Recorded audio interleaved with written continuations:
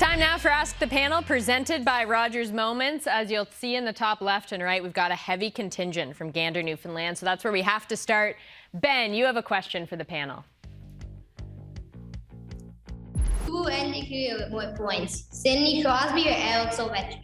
Great question, Ben, but I'm going to have to go with the Canadian in Sidney Crosby. He's played, 167 fewer games. They sit around the same with over 1,400 points. But I'm going to go with the Canadian. Sidney Crosby had his injury woes earlier in his career. I believe he'll stay healthy as we get going here. Ovechkin, that big body, I think it might start to break down.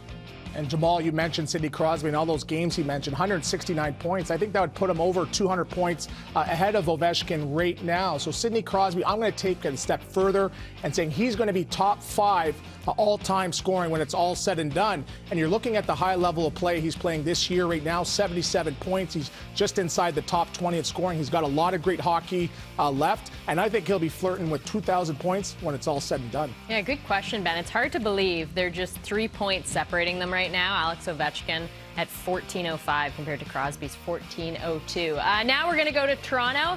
And Dave, you have a question for the panel. Yes, I do. Rosie and I are sad because our team, of course, isn't making the playoffs. But of the teams in the Eastern Conference that are going to make the playoffs, who is the dark horse, the underrated team that the strong teams really don't want to play in the first round? That's a great question, and you're in Toronto, so you know exactly what team I'm going to talk about right now, and that's the Boston Bruins. They have pedigree. They have the perfection line in Marchand, Pasternak, and Bergeron. These guys are playing at a great high level of play. In the playoffs, it's all about specialty teams, and they have the 8th best penalty kill right now. They have a two-headed horse in goaltending in Swayman and Allmark right now. Both goaltenders have 20 wins this year. So Boston Bruins, I think they're still living rent-free in the Toronto Maple Leafs' head. I don't think they want to play them.